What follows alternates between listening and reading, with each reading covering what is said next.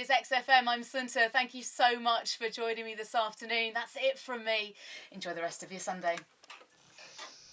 I think it's really strange how feminism has become seen a bit like a bad thing. Feminism now in the 2000s is something very different. And I find it strange that there's people who think it can be a negative thing. I think feminism is a dirty word for some people. I think most of that comes through a lack of understanding, though. For me, I find it quite empowering, and I think a lot of young people can kind of just take the word and run with it and make it what they want.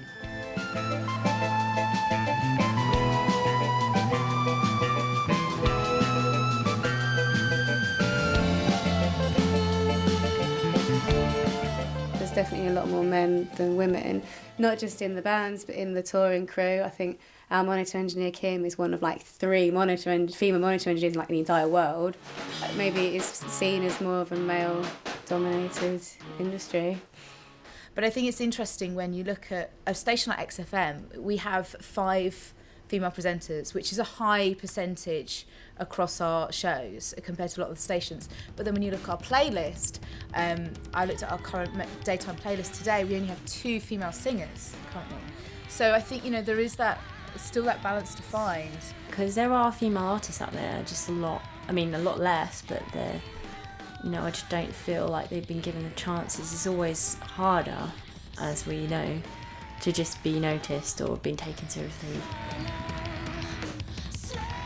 I think there's a lot of stories of women in rock music and in radio and as DJs who have struggled and been put in positions that are uncomfortable because of their gender. In the last couple of years, things that always seem to happen every summer, is that I come on stage at festival, and usually it happens on the main stages.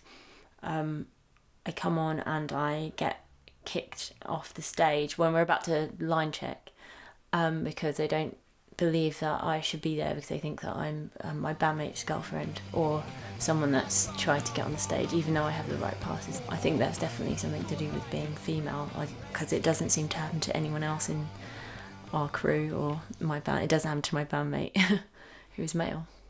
You're DJing and some guy comes over and he's like, "Oh, do you need a hand with that?" And you're like, "Obviously I don't need a hand with that. Would you say that to a man?"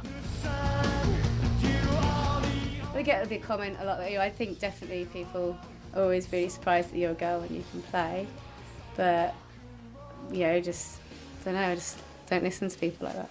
I think a lot of the time, a comment can be made or a judgment can be passed just through like ignorance, and also just through like the way that people are used to a certain code or a certain way of things being. I'm quite a shy person, but I've had to learn to, be a lot more upfront and forceful about things, just because otherwise you just don't get taken that seriously. And it's not every time, and it's not everyone, but it's pretty kind of ingrained still. And I think that's, and that's something that really needs to change.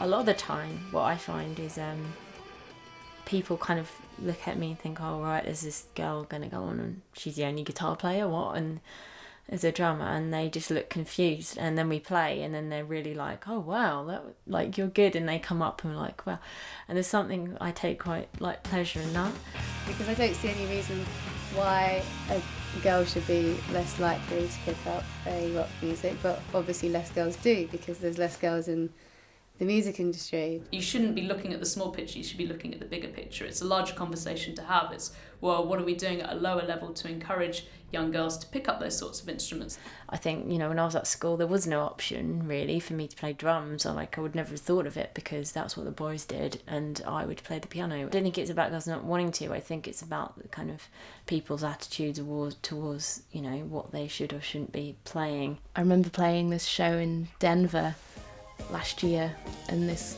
girl came up to me. She was probably 18, 19. She was like, "Oh, I loved it so much. I want to be a female drummer just like you." I was like, "Honey, you're already a female. You just need to learn how to play drums." And she was like, "Oh yeah."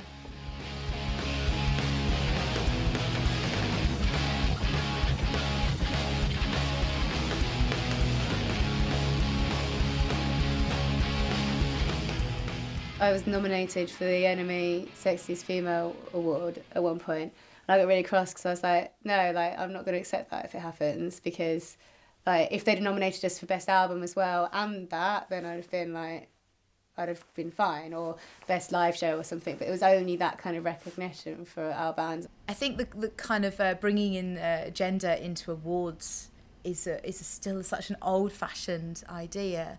And bringing gender into rock music at all. And I think when magazines like Kerrang and Enemy do that, it's really damaging. For me personally, I kind of just would like people to just see me as a drummer rather than a female drummer. I'm like, you don't need to preface the fact that I have a pair of tits. Like, it doesn't matter, my name gives it away. I think in recent years there's been a lot more bands coming out, bands like Haim and Warpaint, which are all females, which kind of just having them in the public eye, I think it does inspire people. You know, I think just having people like Hayley Williams, I think a lot of girls have picked up a guitar or started fronting a rock band because they want to be like her.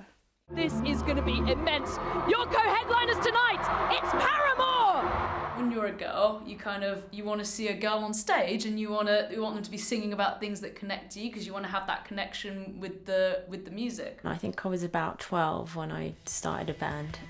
I just got into bands like Nirvana, and through Nirvana I found bands like Hole, and then through Hole I found all the Riot Girl bands that I grew up loving. There was something about them that really struck a chord with me, especially being female bands, and I just thought, wow, like, you know, I could actually do that too. I hope to see a future where young, aspiring female musicians and DJs will have an easier time achieving the same thing as their male counterparts. That just would be such a wonderful thing, and to feel like all those people who achieve that could then inspire the next generation of girls to do the same thing.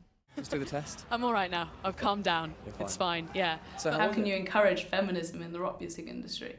I think you just gotta keep working at it. Men are feminists too. I think it just needs to be a better understanding of what it is, and there are people that do come out and maybe give it a bad name. That's the other problem.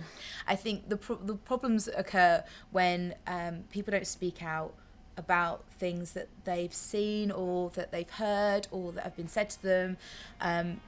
You need to challenge those ideas, because there are a lot of very old-fashioned views in the world of rock music, and they will not change unless you give them a reason to. So it's about having a conversation.